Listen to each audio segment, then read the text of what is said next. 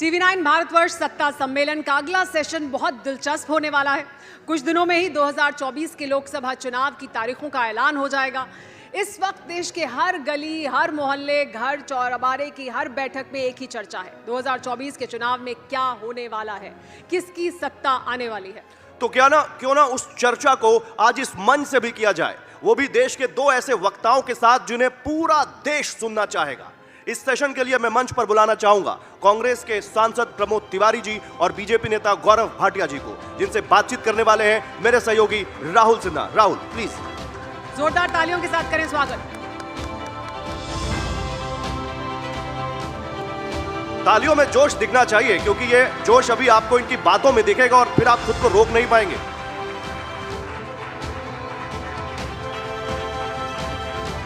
बहुत बहुत शुक्रिया गौरव, बहुत बहुत शुक्रिया सुमेरा, और आप सभी का स्वागत है। और जोरदार स्वागत एक बार जोरदार तालियों के साथ प्रमोद तिवारी जी का और गौरव भाटिया जी का होना चाहिए, क्योंकि पहला सेशन है टीवी9 भारतवर्ष सत्ता सम्मेलन का। और इस सेशन के जरिए आगाज वैसे लोकसभा चुनाव के भी होने वाले हैं, जिसकी तैयारियां सभी राजनीतिक पार्टियों ने कर ली हैं। ये चर्चा है, विमर्श है, संवाद है। ये वो वाली बहस नहीं है जिसमें आपको जो अमूमन टीवी चैनल्स पर देखने को मिलती है उस तरीके की होगी। हम मुद्दों पे बात करेंगे, और मुद्दों की शुरुआत करने से पहले आज समाजवादी पार्टी के सांसद डॉक्टर शफीकुर रहमान बर्क का निधन हो गया। मुझे लगता है आपने बहुत साथ में काम किया है प्रमोद जी, तो मुझे लगता है कि कुछ अनुभव मैं आप दोनों से उनके जानना चाहूंगा। उसके बाद फिर इस संवाद को शुरू करते हैं। प्रमोद जी पहले आप। बर्क साहब संभल से मेरे साथ एमएलए भी थे जब मैं उत्तर प्रदेश की विधानसभा में था, और सांसद भी रहे, लोकसभा में वो रहे, राज्यसभा में मैं रहा। एक अरसे से जानता हूँ। उनकी बातों से इत्तेफाक हो ना हो इत्तेफाक, लेकिन वो अपने विचारों पे कायम रहने वाले लोग थे। उनका एक नज़रिया था। मैं उन्हें अपनी खिराज अकीदत विनम्र श्रद्धांजलि देता हूँ। देखिए, शुरुआत बिल्कुल करूंगा इस बात से, जैसा प्रमोद जी ने कहा कि बहुत ही ज़्यादा एक्सपीरियंस्ड सांसद थे, और उनकी बातों से, विचारधारा से हम सहमत हों या ना हों, लेकिन अपनी बात को बेबाकी से रखना और ये आत्मविश्वास होना कि जो मैं बात रख रहा हूँ वो सही है, ये जज्बा उनमें था। और मैं समझता हूँ उनका भारतीय राजनीति में योगदान भी रहा है, क्योंकि लोकतंत्र जीवित और मजबूत तभी रहता है जब हर पक्ष की बात आए। तो उनको हमारी श्रद्धांजलि है, और बहुत सी चीज़ें उनकी याद आएंगी। और मैं समझता हूँ एक ऐसा जीवन जिसको आप सार्थक और सफल कह सकते हैं, वो उन्होंने जिया। प्रमोद जी, अब संवाद शुरू करते हैं। डॉक्टर बर्क से शुरुआत की, और अब मुझे लगता है कि समाजवादी पार्टी को लेकर के आज हमें ज़रूर चर्चा शुरुआत में करनी चाहिए। और वो इस वजह से क्योंकि इस वक्त राज्यसभा के चुनाव हो रहे हैं, और उत्तर प्रदेश में जो देखने को मिल रहा है उसमें समाजवादी पार्टी के विधायक अचानक बीजेपी को वोट करना शुरू कर चुके हैं। ये हो क्या रहा है? कभी कांग्रेस के नेता बीजेपी की तरफ जा रहे हैं, समाजवादी पार्टी के नेता आरएलडी आपके सहयोगी चले जा रहे हैं। ये सब जा क्यों रहे हैं आपसे दूर होकर इनके पास? देखिए, हर किसी को राजनीति में अपनी डगर चुननी होती है, अपना रास्ता चुनना होता है। जिसको जहाँ फ़ायदा नज़र आता है वो चला जाता है। मेरे भी ज़िंदगी में बहुत से ऐसे मौके आए। मेरा तो सन 80 में पहली बार मैं इलेक्ट हुआ था। उत्तर प्रदेश में 89 के बाद 2002 तक कई बार मिड टर्म पोल हुए, कई बार लोगों ने डिफेक्शन किया, इधर से उधर गए। अब जिनका नज़रिया जहाँ था, मैं तो देख रहा हूँ बहुत से लोग हर दल में घूम टहल के फिर कहीं पहुँच गए। मेरा अपना मानना है कि अगर ज़िंदगी सिद्धांतों पे चलानी है, उसूलों पे चलानी है, पार्टी के कमिटमेंट पे चलानी है, तो अपने झंडे और अपने पार्टी के लिए वफादार रहना चाहिए। मैं तो 9 बार एमएलए हुआ, कई बार मुझे मंत्री पद का ऑफर हुआ।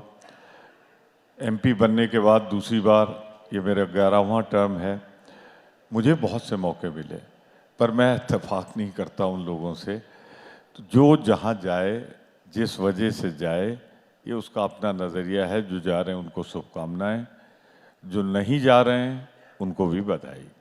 मेरा ये कहना है कि ये एक व्यक्तिगत निजी मसला है, पर कुल मिला के अगर आप देखें तो जनता के बीच राजनीतिज्ञों की छवि जो खराब होती है ये लगातार दल बदल की वजह से।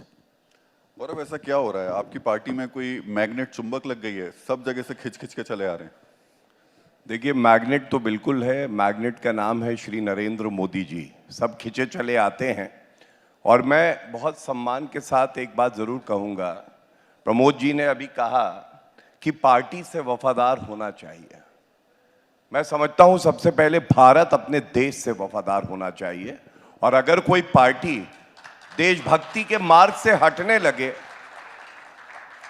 पार्टी के युवा विरोध करते करते नफरत में इतने अंधे हो जाएं कि वो कहें democracy is dead in India, अगर कोई ये कहे भारत माता डायन है, कोई सर्जिकल स्ट्राइक का प्रूफ मांगे, कोई कहे बालाकोट एयर स्ट्राइक में कौवे मरे हैं, तो लानत है ऐसी पार्टी से। इसको छोड़ के अच्छी पार्टी में आइए, भारत निर्माण में अपना योगदान दीजिए, और यही सीख भारतीय जनता पार्टी हमें सिखाती है।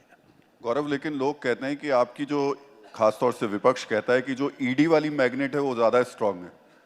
मैं बताता हूं। देखिए, अक्सर ऐसा होता है कि जब ईमानदार दरोगा आता है और जो लोग भ्रष्टाचारी होते हैं, कानून तोड़ते हैं, उनको डंडा पड़ता है ना, वो कहते हैं दरोगा जो है बेईमान है। इसमें गलती इनकी नहीं है। मैं आपको कुछ तथ्य बताता हूं, क्योंकि मैं वरिष्ठ अधिवक्ता भी हूं सर्वोच्च न्यायालय में, और एक भी तथ्य अगर गलत हो तो प्रमोद जी बहुत अनुभवी हैं, मेरी बात को तुरंत काट भी सकते हैं। 10 साल में एक भी ऐसा सर्वोच्च न्यायालय का या उच्च न्यायालय का फैसला बता दें जिसमें राजनीतिक द्वेष से कोई मामला रद्द किया गया हो जो विपक्ष पे किया गया है। क्या यह सत्य नहीं है? सोनिया गांधी और राहुल गांधी सर्वोच्च न्यायालय गए बेल लेने और मामले को रद्द कराने के लिए। नेशनल हेराल्ड केस में सर्वोच्च न्यायालय ने कोई रिलीफ नहीं दिया। क्या यह सत्य नहीं है? मनीष सिसोदिया 1 साल से जेल में है, उनकी बेल सर्वोच्च न्यायालय और हाईकोर्ट ने नहीं दी। क्या यह सत्य नहीं है? संजय सिंह 4 महीने से जेल में है, बेल नहीं हुई। क्या यह सत्य नहीं है? पार्था चैटर्जी जो टीएमसी से आते हैं, उनकी बेल नहीं हुई, जब हमने गुलाबी गड्डियों का एक पूरा सागर देखा था। और मैं एक बात जरूर कहूंगा, हाँ ये भी फैक्ट है, सीबीआई पिंजरे का तोता है, यह सर्वोच्च न्यायालय ने कहा था। और कब कहा था? जब इनकी सरकार थी। आज वो पिंजरे का तोता एक बाज बन गया है और भ्रष्टाचारियों को काट रहा है। मैं समझता हूं ये देश के लिए बहुत ही शुभ लक्षण है, ऐसा ही होना चाहिए। गौरव जी, मैं आपसे अगला सवाल पूछूंगा, लेकिन प्रमोद जी, जो सवाल मैंने पूछा इनसे, आपके नेता अमूमन ये आरोप बीजेपी के ऊपर लगाते रहते हैं कि देखिए एजेंसीज का इस्तेमाल करते हैं और इस वजह से नेता इस तरफ चले जाते हैं। ये वाकई ऐसी स्थिति है या फिर ये आपके नेतृत्व की कमी है कि वो आपके नेताओं को, आपके सांसदों और विधायकों को रोक नहीं पा रहे हैं? देखिए, मैं एक चीज कहूंगा, हिंदुस्तान में पहली बार ऐसा हो रहा है कि जब तक विपक्ष में रहता है वो भ्रष्ट होता है, बेईमान होता है, और जैसे ही वो भारतीय जनता पार्टी की सदस्यता ग्रहण करता है, कुछ होगा उसमें, ईमानदार हो जाता है। यही ईडी सीबीआई जो एक मजबूत दरोगा या ईमानदार दरोगा होते हैं, वो बेईमान हो जाते हैं, उसकी तरफ देखना छोड़ देते हैं। अब महाराष्ट्र में देखिए ना, 3 दिन पहले हमारे माननीय प्रधानमंत्री जी बोले कि 1,40,000 करोड़ के जो गुनहगार हैं एनसीपी में, दूसरे बोले कि चक्की पीसिंग, चक्की पीसिंग, चक्की पीसिंग।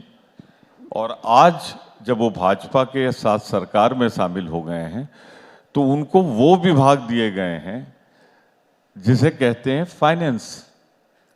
तो यानी कि कल तक इधर था तो चक्की पीसिंग, उधर पहुंच गया तो माल पीसिंग। तो ये फॉर्मूला जो है भारतीय जनता पार्टी का, ये वो साबुन मोदी जी के आने के बाद अगर हुआ है तो ठीक है। अब देखिए ना, कल ही मधु कौड़ा जी गई, समय माफ कीजिएगा, मधु कौड़ा जी तो पति का नाम, उनकी पत्नी गई गीता कौड़ा जी। कितने दिन जेल में रखा आपने? तो जो उनको पालता था, जिसके साथ थे, तो वो तो बेईमान थे, भ्रष्ट थे। अब कल से गई हैं, देखिएगा क्या होता है। आज भी मैं सूची देख रहा था, जो एमएलए जिनके जिक्र हो रहे हैं क्रॉस वोटिंग के, जिनकी अंतरात्मा जाग गई है, उनकी हिस्ट्री सीट मैं बहुत दिनों से पढ़ता आ रहा हूँ। तो ऐसा क्या है, जो हिस्ट्री सीटर होते हैं, जो बेईमान और भ्रष्ट होते हैं, वो भारतीय जनता पार्टी में जाते कैसे पवित्र आत्मा बन जाते हैं। ये तो हिंदुस्तान की राजनीति का एक आश्चर्यजनक अध्याय है। मैं उदाहरण देने लगूँ तो बहुत से हैं जी, लेकिन जो गौरव जी ने कहा कि वो राष्ट्रभक्त हैं, तो मेहरबानी करके जो ईमानदार होता है राजनीति में, उसके लिए ये कहना कि वो राष्ट्रभक्त नहीं है, मैं उससे सहमत नहीं हूँ। हम अपने लिए कह सकते हैं, मैं किसी के लिए कुछ नहीं कह रहा हूँ जी, क्योंकि मैंने कभी पार्टी नहीं बदली है, तो मैं पार्टी के प्रति भी वफादार हूँ और देश के लिए अपनी जान कुर्बान कर सकता हूँ, पर देश के हितों से समझौता नहीं कर सकता। गौरव जी, अगला सवाल, आपने इससे पहले वाले जवाब में बहुत सारी लिस्ट मुझे बताई थी। एक लिस्ट मेरे पास भी है, अजीत पवार की लिस्ट है, उसमें नाम है, अशोक चौहान का नाम उसके अंदर है। और जो बार बार बात कही जा रही है, अभी प्रमोद तिवारी जी ने भी जो बात कही कि ऐसा कैसे होता है कि वो नेता जिन पर आप लगातार आरोप लगाते रहते हैं कि ये भ्रष्टाचारी हैं, वो आपके पास आते ही अचानक सब कुछ साफ हो जाता है, वो ठीक हो जाते हैं। देखिए, एक एक करके हर बात का उत्तर दूंगा और प्रयास ये रहेगा तथ्यों के साथ दूं। और प्रमोद जी देश के लिए वफादार हैं, ये मुझे यकीन है, और ये भी मुझे यकीन है कि इनका जज्बा है, ये देश के लिए अपनी जान दे सकते हैं, जैसे हम सब दे सकते हैं। लेकिन प्रमोद जी, ये बात मैं राहुल गांधी के लिए नहीं कह सकता, और मैं वजह आपको बताता हूं। जिस जगह पे ये नारे लगे हों, भारत तेरे टुकड़े होंगे इंशाअल्लाह इंशाअल्लाह, और वहां राहुल गांधी खड़े हों, मैं समझता हूं लानत है ऐसी राजनीति पे।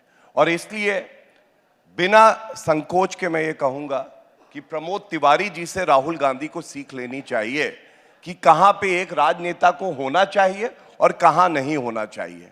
और हां, मैं एक बात और कहूंगा, जब भ्रष्टाचार की आती है, 56 इंच की छाती हो जाती है हर भारतीय जनता पार्टी के कार्यकर्ता की। 10 साल सत्ता में रहे हैं श्री नरेंद्र मोदी जी प्रधान सेवक बनके, किसी की मजाल नहीं है कि उंगली उठा दे। उनका चरित्र गंगा जल की तरह पवित्र है, उनके दामन पे कोई दाग नहीं है। और इसीलिए आज चुनाव हमारे पास आ चुके हैं। कोई ये नहीं कह रहा कि कौन जीतेगा, लोग ये कह रहे हैं मोदी जी की सीटें कितनी आएंगी। ये होती है पवित्रता की ताकत, जब आप अपने आप को समर्पित कर देते हैं देश के लिए। आपने सवाल किया, मुझे याद है राहुल जी, मैं भूलता नहीं हूं, याददाश्त मेरी ठीक है, गजनी नहीं हूं बाकी पार्टियों के नेताओं की तरह। आपने कहा कि अजीत पवार के लिए हाईकोर्ट का फैसला, बॉम्बे हाईकोर्ट का आया, उनके खिलाफ जो मामला चल रहा था उसको रद्द किया गया। और इन्होंने कहा कि पार्टी में आते ही क्या चरित्र बदल जाता है? बिल्कुल बदल जाता है। मैं बताता हूं क्यों। ये भारतीय जनता पार्टी वो पार्टी है, जो भी व्यक्ति आता है, पहली बात तो जो पार्टी की मर्यादा है, विचारधारा है, उसके अंतर्गत काम करना होता है। और किसी की हिम्मत नहीं है कि एक पैसे की चोरी जनता की कर सके। जिन्होंने चोरी करी है, जैसे धीरज साहू, 352 करोड़ रुपया नगद वहां से प्राप्त हुआ, तो उसके खिलाफ भी कार्रवाई हो रही है। यह भाजपा सुनिश्चित करती है कि कोई भ्रष्टाचार ना करे। दूसरी बात, मैं आपको 2 उदाहरण देता हूं। शुभेंदु अधिकारी जी टीएमसी से हमारी पार्टी में आए, उनका सीबीआई, एक मिनट मेरी बात पूरी हो जाए प्लीज, सीबीआई का मुकदमा चल रहा था, चार्जशीट फाइल हुई जब वो भाजपा में थे, आज तक वो मामला बंद नहीं हुआ। लेकिन आज सवाल ये पूछा जाएगा, मुकुल रॉय टीएमसी से भाजपा में आए और उनका मुकदमा चलता रहा और चार्जशीट लगी, लेकिन वापस टीएमसी में चले गए। अब वो भ्रष्टाचारी हैं या नहीं है? अजीत पवार ये कहते हैं हमारे साथ हैं, भ्रष्टाचारी हैं। महावसूली अघाड़ी में आपने डिप्टी सीएम बताया, तो क्या उस वक्त वो भ्रष्टाचारी थे या नहीं थे? ये भी कृपया इसी में ऐड ऑन कर लेते हैं एक छोटा सा। आप जब तमाम ये बातें कर रहे हैं, कुछ वक्त पहले ही आप श्वेत पत्र लेकर आए हैं यूपीए को लेकर के, उसमें आपने आदर्श घोटाले की बात की थी और उसके 2 दिन बाद ही अशोक चौहान को आपने शामिल कर लिया। मुख्यमंत्री कौन था उस वक्त? कांग्रेस की सरकार थी, मैंने आपको बताया, पृथ्वीराज चौहान जी। आप चेक कर लीजिएगा, मुख्यमंत्री थे वो। कांग्रेस क्या ये मानती है भ्रष्टाचार हुआ है? ये मानना चाहिए इनको कि इन्होंने भ्रष्टाचार किया है। मैं तो आपको अशोक चौहान जी के बारे में बताया कि उनका मामला हाईकोर्ट ने रद्द किया, यही तथ्य है। और जो बड़ी बात मैं कह रहा हूं, राहुल जी आप उदाहरण दे सकते हैं, मैंने एक बात कही, क्या ये सत्य नहीं है कि 10 साल में एक घोटाला नहीं हुआ, 34 लाख करोड़ रुपया डायरेक्ट बेनिफिट ट्रांसफर में जनता के अकाउंट में चला गया। अशोक जी इस पे आऊंगा मैं आऊंगा, गौरव जी मैं आऊंगा, लेकिन मैं आऊंगा राहुल जी, मैं इस टॉपिक पे भी आऊंगा। मैं अपनी बात पूरी करना तब भी चाहूंगा, मुझे 10 सेकंड चाहिए। अच्छा, अगर आपकी कीजिए, अनुमति हो, कीजिए। प्लीज इंटरप्ट करेंगे तो फ्लो चला जाएगा। 34 लाख करोड़ रुपए डायरेक्ट बेनिफिट ट्रांसफर में अकाउंट में गए। ये लोग कहते थे 1 रुपया भेजते हैं दिल्ली से 15 पैसे पहुंचते हैं। क्या ये फर्क नहीं आया? 10 साल में कोई घोटाला नहीं। इनके समय में CWG, 2G, कोलगेट, जीजाजी घोटाला, घोटालों की सरकार थी। सुबह पेपर खोलिए, 1 लाख करोड़ रुपए चले गए। अब खोलिए, वो कहते हैं ये उपलब्धि आ गई। गौरव जी मैं जवाब ले लूंगा, लेकिन उससे पहले सिर्फ एक बहुत छोटा सा हाँ या ना में। आपने कहा पृथ्वीराज चौहान थे और वो अशोक चौहान से कोई मतलब नहीं था। इसका मतलब क्या आप अशोक चौहान को क्लीन चिट दे रहे हैं? आप कह रहे हैं कि उनका कोई हाईकोर्ट ने दी। राहुल जी आप हाईकोर्ट में आस्था रखते होंगे, मेरा यकीन है। चलिए मैं जवाब ले मैं मेंबर पार्लियामेंट हूँ, डिप्टी लीडर हूँ पार्टी का। कोर्ट ने क्या कहा क्या नहीं कहा वो तो वाद विवाद हो सकता है, पर भाजपा ने क्या कहा, जो व्हाइट पेपर भाजपा गवर्नमेंट ने रखा सदन के अंदर, उसमें आदर्श घोटाले का जिक्र है। आई चैलेंज दिस, मैं चुनौती देता हूँ। यानी 10 दिन पहले तक जिसे आप भारत की पार्लियामेंट की फ्लोर पे आदर्श घोटाले का दोषी माने हैं, वो 10 दिन में कैसे नहा धो के या कुछ होगा, खास चीज होगी, उससे साफ सुथरा हो गया। तो या तो आप अपने व्हाइट पेपर पे विश्वास मत करिए, कहिए वो झूठ का पुलिंदा था, या ये कहिए कि हाँ हमने ले लिया है और अब आदर्श नहीं रहा। दूसरी बात, मुझे भी जवाब देना है। प्रमोद जी मेरे एक सवाल के साथ जवाब नहीं, आपके सवाल का नहीं, पहले गौरव जी ने जो उठाया मुझे उसका जवाब देने दीजिए। बेहतर होता कि हम लोग चर्चा में कांग्रेस और भाजपा की बात करते, नेताओं तक न जाते।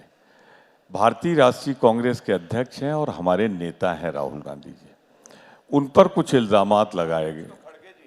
मैंने कहा रहे हैं। खड़गे साहब आज अध्यक्ष हैं, उसके पहले निवर्तमान अध्यक्ष सोनिया जी और उसके पहले राहुल जी थे।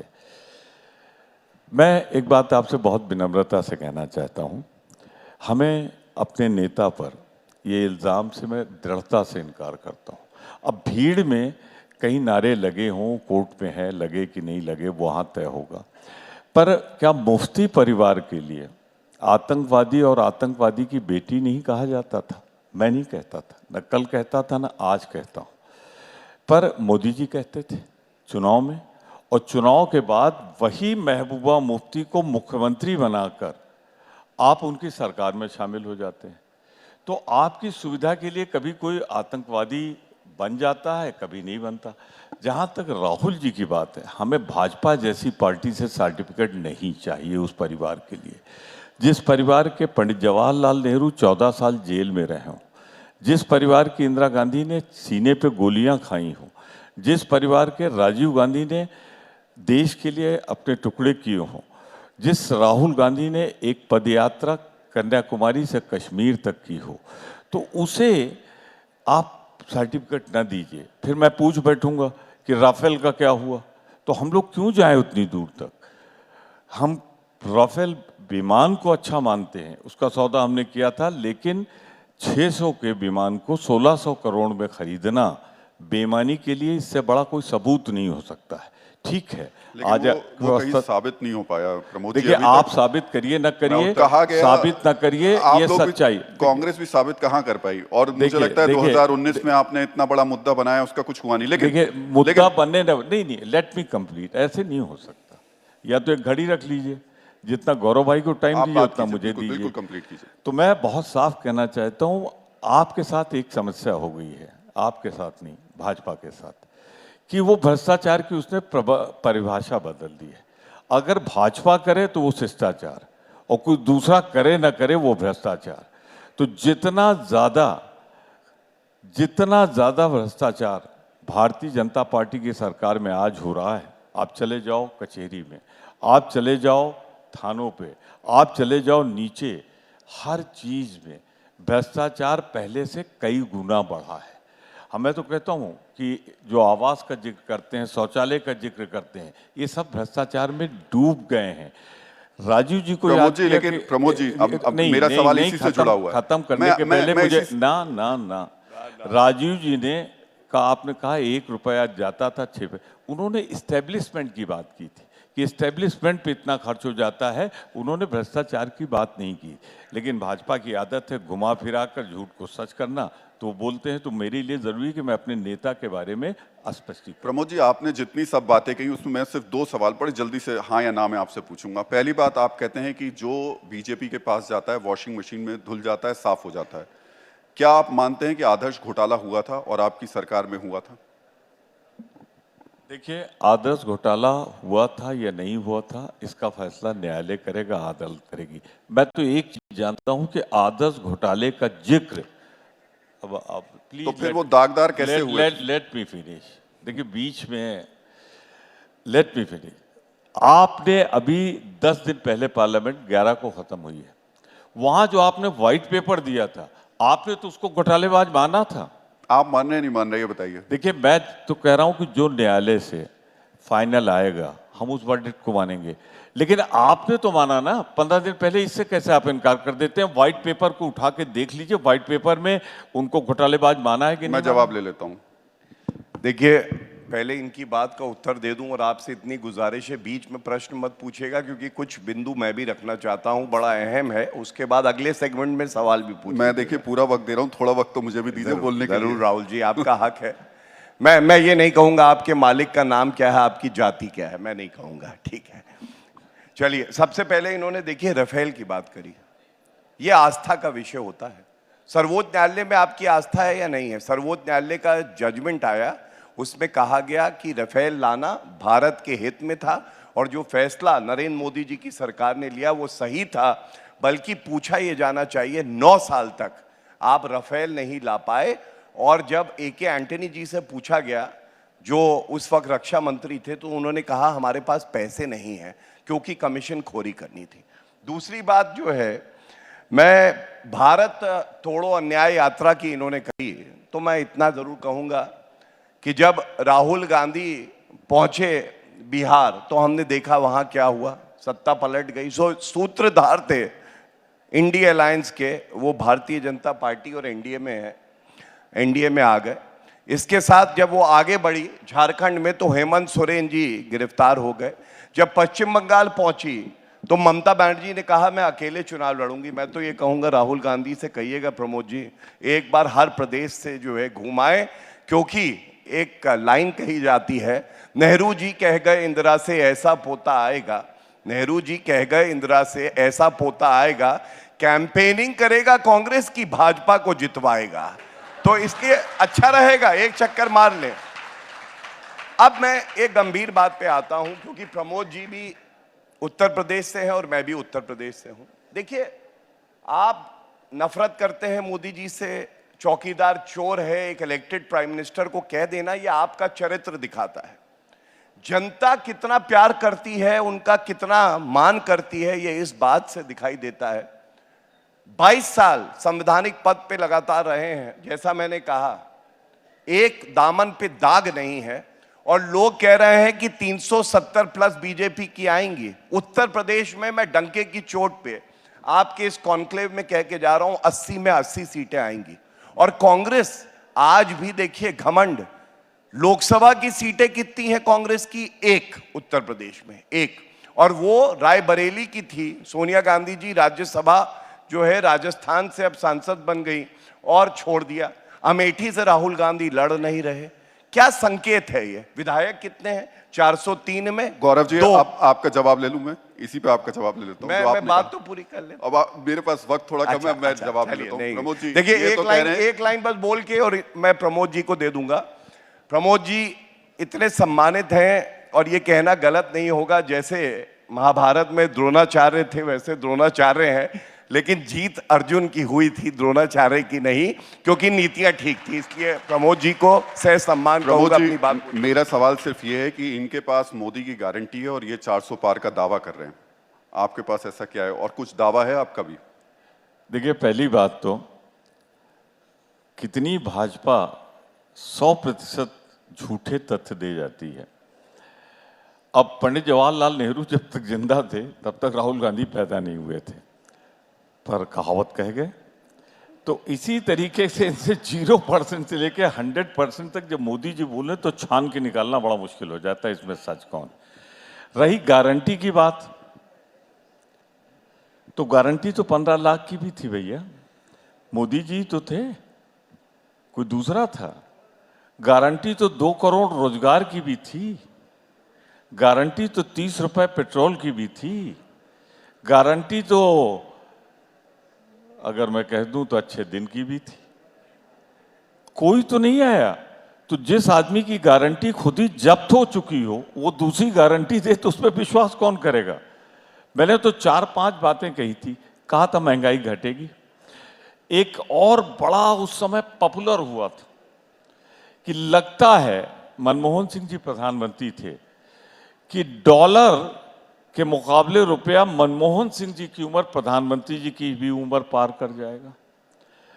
उनके जमाने में तो नहीं किया, लेकिन आज मोदी जी जहां तक मैं जानता हूं 73 ऑफ हो और डॉलर 83 पे पहुंच गया।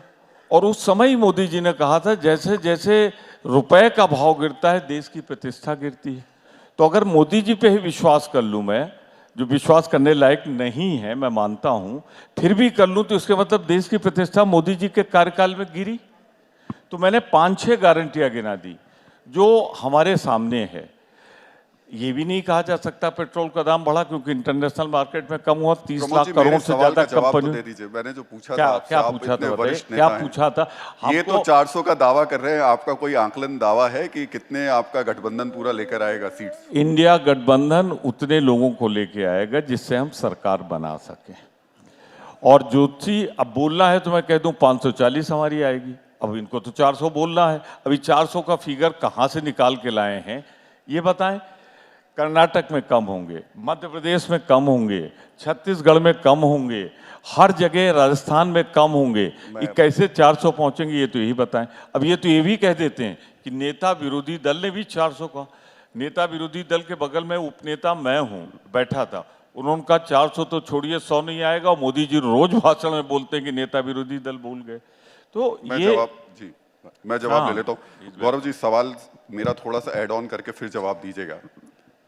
आप 400 का दावा तो कर रहे हैं, लेकिन एक अकेले मोदी के दम पे आप अपने आप को दुनिया की सबसे बड़ी पार्टी बताते हैं, लेकिन आपको भरोसा सिर्फ एक व्यक्ति पर है, ऐसा क्यों? देखिए, सबसे पहले तो एक गर्व की बात है कि हमारे पास मोदी जी जैसा नेता है, जैसे एक गर्व की बात है हर नागरिक के लिए भारत की। और इसके साथ मैं ये भी कह दूं, हमारे राष्ट्रीय अध्यक्ष जेपी नड्डा जी हैं, कोई उपनाम लेके पैदा नहीं हुए थे। अपनी मेहनत, अपनी कर्मठता से राष्ट्रीय अध्यक्ष बने, जो कि इनकी पार्टी में शायद संभव ना हो क्योंकि गांधी परिवार का वर्चस्व रहता है ज़्यादातर। हमारे पास अमित शाह जी हैं, माइक्रो मैनेज करते हैं। और मैं समझता हूं जो उनका चुनावी विश्लेषण होता है, तैयारी होती है, आधुनिक राजनीति में चाणक्य कहा जाए तो गलत नहीं है। हमारे पास योगी आदित्यनाथ जी हैं, दूसरी बार उत्तर प्रदेश के यशस्वी मुख्यमंत्री बने। राजनाथ सिंह जी हैं, और हम सब ने देखा है किस तरह से एक साधारण जीवन जनता के प्रति समर्पित रह के आज इतने बड़े पद पे हैं। इसलिए तमाम नेता हैं, ये कहना उचित नहीं होगा कि सिर्फ मोदी जी हैं। मैं कहता हूं मोदी जी वो नेतृत्व है, जो धुरी है, जिसके आसपास भाजपा है, लेकिन हमारे पास बहुत कर्मठ नेता हैं, करोड़ों कार्यकर्ता भी हैं। और दूसरी बात, प्रमोद जी के सवाल का जवाब दे दीजिए। हाँ, मैं बिल्कुल दे देता हूं। देखिए, इन्होंने कहा गारंटी क्या है, तो मैं अर्ज करूंगा प्रमोद जी सुन लीजिए। इन्हें गुमा है कि तुम्हारी उड़ान कम है, इन्हें गुमा है कि तुम्हारी उड़ान कम है, मुझे यकीन है कि पूरा आसमान कम है। यह है भारतीय जनता पार्टी। और गारंटी मैं बाकी बातें नहीं करूंगा राहुल जी, जो कोई ना कर सका, इम्पॉसिबल टर्न्ड इनटू पॉसिबल, वो व्यक्ति नरेंद्र मोदी जी हैं। मैं आपको बताता हूं, अनुच्छेद 370 70 साल कोई हिला नहीं पाया था, संविधान कहता था टेम्पररी है। किसने हटा के दिखाया? नरेंद्र मोदी जी। भव्य राम मंदिर बनाने की बात थी, यही लोग तंज कसते थे हम पे, मंदिर वहीं बनाएंगे, तारीख नहीं बताएंगे। आज हम कह रहे हैं मंदिर वहीं बनाया है, तारीख भी बताया है, तुमको भी बुलाया है, आप आ नहीं सके, ये अलग बात है। मंदिर अपने आपने अपने बनाया कर्मों की बात है। गौरव जी, मंदिर आपने बनाया या सुप्रीम कोर्ट ने बनवाया? बहुत अच्छा सवाल लगा मुझे। सर्वोच्च न्यायालय के फैसले से बना है, लेकिन ये सच्चाई है, 4 प्रदेशों की सरकार न्यौछावर कर दी वो भारतीय जनता पार्टी है, जिसने रथ यात्रा निकाली वो भारतीय जनता पार्टी है। लाल कृष्ण आडवाणी जी आगे आगे चलते थे, लाखों हिंदू आगे आगे उनके साथ रहते थे।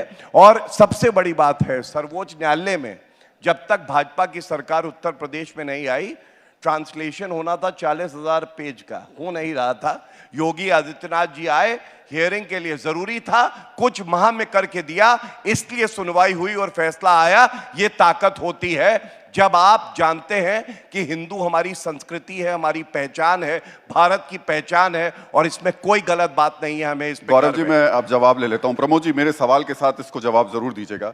बीजेपी ने राम मंदिर को जिस तरीके से इस वक्त मुद्दा बनाया हुआ है, और राहुल गांधी को जो मंदिरों में जाना पड़ रहा है, आपको लग रहा है कि अब इस पिच पर तो बीजेपी आपको लेकर आ गई है, आपके तमाम मुद्दे पीछे रह गए हैं और आपको भी हिंदुत्व पर आना पड़ रहा है?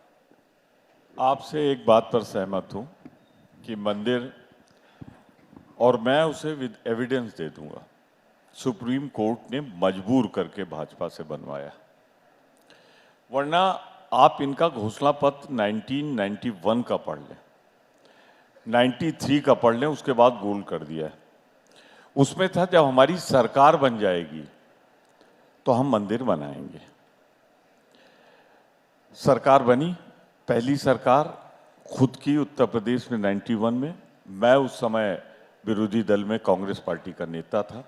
मैंने सवाल पूछा कल्याण सिंह जी, आपका तो घोषणा पत्र कह रहा है, 91 में बनी थी सरकार, घोषणा पत्र कह रहा है कि हम सत्ता में आएंगे तो मंदिर बनाएंगे। कल्याण सिंह का जवाब विधानसभा में है, on the floor of the house, कि अभी नहीं, जब केंद्र में सरकार आ जाएगी तब हम दोनों मिलकर कानून बदलेंगे और कानून से मंदिर बनाएंगे। 96 से लेकर लगातार केंद्र में भी भाजपा की सरकार रही, प्रदेश में भी भाजपा की सरकार रही। मैंने पूछा कि अब तो बनाओ मंदिर, तब भी मैं विधानसभा में था। 96 में कल्याण सिंह जी मुख्यमंत्री बने मायावती जी के बाद, तो कहा, मैंने पूछा कि अब कब बनाओगे, तो उनका ही बाद में बताएंगे। तो सच्चाई तो ये है, ये मेरा निश्चित आरोप है कि भारतीय जनता पार्टी का वायदा था हम कानून बना के मंदिर बनाएंगे। देखिए प्रमोद जी, लेकिन सेंसिटिव इश्यूज पे इस तरह इंटरवीन मत करिए। No, I am sorry. मैं सवाल ले लूं अगर आप? नहीं, इस तरह नहीं हो सकता। सेंसिटिव इशू पे लेट मी कंप्लीट। अच्छा, आप बोलिए। और इतना सेंसिटिव मुद्दा है कि इस पे मुझे अपने पार्टी का पक्ष रखना है। बिल्कुल रखिए, आप रखिए। तो इन्होंने प्रदेश में भी सरकार बनाई, केंद्र में भी सरकार बनाई, और उसके बाद के मंदिर नहीं बनाया। ये तो सुप्रीम कोर्ट ने फैसला दिया। मैं 5 जजों को बधाई देता हूं जिन्होंने सर्वसम्मत से किया और मंदिर बना। तो मैं हिंदू ब्राह्मण हूं, मैं मंदिर का अनुयायी हूं, भगवान राम को मानने वाला हूं, पर एक फर्क है, मैं भगवान राम का पुजारी हूं, भगवान राम का भाजपा की तरह व्यापारी नहीं हूं। अगर था, उसकी प्राण प्रतिष्ठा होनी थी, जिस पे कहा गौरव भाई ने कि बुलाया नहीं आए, कैसे जाते उसमें? आप जरा मुझे बता दें, क्या वो मंदिर पूर्ण है? मैं तो अवध का रहने वाला हूं, ये अवध के रहने वाले हैं, मैं तो फैजाबाद कमिश्नरी का रहने वाला हूं। अपूर्ण मंदिर की प्राण प्रतिष्ठा नहीं की जाती है, और की जाती है तो देश का अनिष्ट होता है। ये अलग बात है कि उसी दिन भूकंप आ गया था दिल्ली में। मैं फिर आपसे कहना चाहता हूं, मंदिर तब तक पूर्ण नहीं होता जब तक उसकी ध्वजा नहीं लग जाती। आज तो सही बात यह है कि मंदिर पूर्ण होगा 1 साल बाद। भाजपा की मजबूरी है प्राण प्रतिष्ठा करना, क्योंकि चुनाव तो मार्च अप्रैल में होना है, और अगर 1 साल ये इंतजार करते तो महंगाई, बेरोजगारी का मुद्दा इन्हें दबा रहा था। इसलिए मंदिर का भी इस्तेमाल इन्होंने अपने राजनीतिक हित के लिए किया है, और मंदिर के इनके लिए चुनाव का मुद्दा हो सकता है, हमारे लिए आस्था और विश्वास का मुद्दा है। मैं प्रदेश का पर्यटन मंत्री रहा हूं। राम जन्मभूमि पर आज मंदिर नहीं बना है, मैं इसकी घोषणा यहां करता हूं। इन्होंने राम मंदिर जन्मभूमि से अलग 100 मीटर से ज्यादा मंदिर बनाया है। इन्होंने मंदिर के साथ छल किया है, कपट किया। ये मैं बहुत बड़ा आपने आरोप लगाया। मैं गौरव आपके पास आ रहा हूं, लेकिन एक सवाल मेरा भी है। प्रमोद जी वो सुन लीजिए, आपने बीच में तो मुझे कहा था कि आप रोक रहे हैं। प्रमोद जी, इनके मैनिफेस्टो में तो था कि मंदिर बनाएंगे, आपने कहा बाद में नहीं था। आपके जो हमारे मैनिफेस्टो में भी था। आपके जो हलफनामे में लिखा गया कि राम एक कल्पना है, उसका कैसे होगा? आप ही के नेताओं ने हलफनामा लगाया। वो अटल जी के सरकार में लिखा गया था और वही शपथ पत्र दिया गया था। मैं कुछ कह लूँ, गलत तथ्य पेश किए जा रहे हैं। धन्यवाद। हाँ, देखिए, सबसे पहले तो क्योंकि संविधान की ज्ञाता प्रमोद जी भी हैं और मैं भी हूं, मैं एक बात बता दूं, जब कोई मामला लंबित होता है तो उस पर कोई आप विधायक लाएं या कोई एक्ट लाएं, ये प्रॉपर नहीं होता। बल्कि भाजपा का मैनिफेस्टो क्या कहता है? भाजपा का मैनिफेस्टो अंत तक एक बात हर बार कहता था, संवैधानिक रास्ता निकालते हुए भव्य राम मंदिर का निर्माण करेंगे। और आपने बिल्कुल सही याद दिलाया। पहली बात इन्होंने कहा भगवान राम काल्पनिक है, और इनके मुंह से निकल गया ऐसा मंदिर अनिष्ट होता है। तो मैं ये कहूंगा, भगवान राम हमारे कण कण में हैं। जहां भगवान राम का नाम जुड़ गया, उस देश का अनिष्ट नहीं हो सकता, उस मंदिर का अनिष्ट नहीं हो सकता, उस प्रदेश का अनिष्ट नहीं हो सकता। ये बहुत बड़ी भूल आपने करी है, बहुत बड़ी गलती आपने करी है। दूसरी बात, क्या ये सत्य नहीं है ये कहा गया कि लड़के लड़कियां छेड़ने मंदिर में जाते हैं? ये आस्था है राहुल गांधी की। क्या ये सत्य नहीं है कि कांग्रेस मुस्लिम पार्टी है? ये राहुल गांधी ने कहा। मैं केवल एक बात कहूंगा, तुष्टीकरण की राजनीति खत्म हो गई है। संतुष्टिकरण की राजनीति नरेंद्र मोदी जी ने शुरू करी है, और जिसका डंका पूरे विश्व में बज रहा है वो नेता है नरेंद्र मोदी जी। और इनको जलन हो रही है, वो जलन ठीक है, लेकिन आत्मचिंतन करिएगा। उत्तर प्रदेश की भी मैंने बात करी, जिस पार्टी की 425 लोकसभा सीटें थी, आज वो 52 सीटों की पार्टी बन के क्यों रह गई? और भाजपा 2 सांसद की पार्टी थी और 303 सांसदों की पार्टी क्यों बन गई? कुछ तो हमने ठीक किया होगा, जनता का विश्वास जीता होगा, ईमानदारी से सेवा। गौरव जी, लेकिन एक जो आरोप लगाया है उस पर तो जरूर आपका जवाब बनता है। प्रमोद जी का कहना है कि जिस जगह मंदिर बनना था आपने उस जगह नहीं बनाया, उससे हटके बनाया। ये बहुत बड़ा आरोप है। देखिए, मैं इतना ही कहूंगा, यह बिल्कुल गलत, बेबुनियाद है। और टीवी 9 भारतवर्ष की भी रिपोर्ट और तमाम चैनल की रिपोर्ट चली है। ये जो सारे ऐसे भ्रामक तथ्य डाले जाते हैं, ये कांग्रेस द्वारा ही डाले जाते हैं। और वो क्यों है? क्योंकि इनके पैरों के नीचे जमीन नहीं है। गजब ये है, फिर भी इन्हें यकीन नहीं है। प्रमोद जी, टाइम जोड़ लीजिएगा, एक एक तथ्य का जवाब दे दूंगा। हाई कोर्ट ने जो होल्ड किया था कि राम जन्मभूमि पे जो बना हुआ विवादित ढांचा है, वो विवादित ढांचा एक हिस्सा मंदिर को मिलेगा, एक मस्जिद को मिलेगा, एक संप्रदाय। आज उस जगह से मैं भरी सभा में टीवी 9 के लाइव शो में चुनौती देता हूं, मंदिर का निर्माण उस जगह पे नहीं हुआ। और मैंने भारत की पार्लियामेंट में भी ये चुनौती दी थी कि एक सर्वदलीय संसदीय प्रतिनिधिमंडल चला जाए और देख ले कि मंदिर जहां बना है, क्या वो विवादित ढांचा था वहां बना है या उससे 100 मीटर के आसपास दूर हट के बना है। आपके पास ये जानकारी आई कैसे? अब मैं फिर आपसे मैं भी थोड़ा सा, मेरी भी जानकारी आप बढ़ा दीजिए। ये जो 100 मीटर की जानकारी आपके पास कैसे कर रहा हूं कि आप पूरा नहीं करने देते। तो मुझे सवाल तो पूछने दीजिए। नहीं, तो सवाल पूछने का मतलब ये नहीं कि जितना समय आप गौरव जी को देंगे। मैं दे रहा हूं, आप ही से तो जवाब मांग रहा हूं मैं। फिर सवाल बाद में पूछेगा। मैंने कहा पर्यटन मंत्री था, मैं उस समय जहां मूर्ति रखी गई थी वहां गया था। और दूसरा ये कहना कि मैंने कहा अनिष्टकारी होगा, मैंने कहा जब मंदिर होता है तो उसकी जब पूर्णता हो जाती है, शिखर बन जाता है, उसका ध्वजा आ जाती तो मंदिर पूर्ण होता है। अगर उद्घाटन करना था तो उस समय की प्रतीक्षा करनी चाहिए थी, और अगर उस समय की प्रतीक्षा नहीं की जाती तो मैं फिर कहता हूं, अपनी कमियों को ढकने के लिए मंदिर का शिलान्यास जब हुआ था उस जगह पे भी नहीं बना जहां पे आज उद्घाटन हुआ है। वो जगह वो विवादित ढांचा नहीं है। और अनिष्ट तो जहां भगवान का नाम तो बिना मंदिर के भी लिया जा सकता है। मेरी भगवान राम में पूरी आस्था है, उनका नाम ले लीजिए तो हर विघ्न बाधा चली जाती है। लेकिन मैं इतना जरूर कहूंगा, अपूर्ण मंदिर है, अपूर्ण मंदिर में अब उसके ऊपर श्रमिक काम करेंगे, मजदूर काम करेंगे। तो नीचे भगवान की मूर्ति होगी, उचित होता उचित समय पर इसका उद्घाटन चलिए किया मैं जाए। जवाब ले लेता हूं क्योंकि मेरे पास अब नहीं, वक्त नहीं मेरे है। पास फिर समय है, आपके पास ना भी हो। दूसरी बात मैं कहना चाहता हूं, मैं फिर दोहरा रहा हूं, हम पूरी आस्था भगवान राम के मंदिर में रखते हैं, भगवान राम में रखते हैं, लेकिन हम पुजारी हैं, व्यापारी गौरव नहीं। जी जवाब दे दीजिए। देखिए, प्रमोद जी को इतना कुछ कहते हुए मंदिर के बारे में, हिंदू धर्म के बारे में बहुत सुख की अनुभूति हुई, क्योंकि यही तो हमारी विचारधारा की जीत है। जो कभी हिंदू कहने में दर्द महसूस करती थी, हिंदू टेरर का आविष्कार कांग्रेस हेडक्वार्टर में करती थी, हिंदुत्व खराब है और कहती थी कि भगवत गीता में जिहाद सिखाया जाता है, आज भव्य राम मंदिर की बात कर रहे हैं। बहुत बहुत बधाई हो आपको। मुझे पूरा यकीन है ये बातें राहुल गांधी तक भी जाएंगी। अब मैं बात पूरी कर लूं प्रमोद जी। करो ना, हाँ, बोल नहीं धन्यवाद। मैं एक बात जरूर कहूंगा, आस्था का मंदिर भव्य राम मंदिर है, लोकतंत्र का मंदिर पार्लियामेंट है। आस्था का मंदिर भी मोदी जी ने दिया और लोकतंत्र का मंदिर जो नई संसद भवन आई वो भी मोदी जी ने दी, और इन्होंने बॉयकॉट किया राम मंदिर को भी और नए संसद भवन को भी। ये किस्मत अपनी अपनी है, इसको कोई मुझे बदल लगता नहीं है आप दोनों कहेंगे कि मैंने पूरा इसका पूरा जवाब वक्त जरूर आप आप दोनों को इसका दिया है। जवाब आप नहीं प्रभु देने जी देंगे। मेरे पास में अब देखिए, वक्त नहीं है, आप पास समय ना हो, मेरे बस पास 10 सेकंड में मुझे मेरे जवाब पास है। 10 सेकंड में दे दीजिए। मैं आपसे एक चीज कह दे रहा हूं, और ये कोई फिक्स टाइम वाला नहीं है कनक्लेव, यहाँ पे थोड़ा बढ़ सकता है, घट प्रमोद जी, सकता है। मैं आपको मेरे बता अगले दूं, गेस्ट आ चुके हैं राहुल जी। जी बता दूं जी। आपको कि ये थोड़ा घट बढ़ सकता है, क्योंकि शुरुआत यहाँ से हुई थी, तो खत्म करने का अधिकार मुझे है।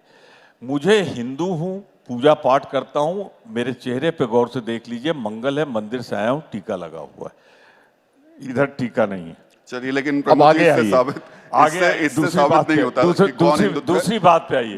मैं माफी चाहूंगा, मैं लेकिन मेरे दूसरी पास अब बात वक्त पे आइए, नहीं मैं है। अपने प्रमोद समय जी, पे बल देता हूं कि मैं भगवान राम का पुजारी हूं, व्यापारी नहीं।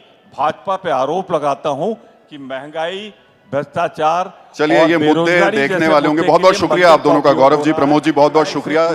शक्ति और के- देखते हैं कि जो सत्ता 2024 यानी कि लोकसभा चुनाव आएंगे उसमें मुद्दे कौन से रहेंगे।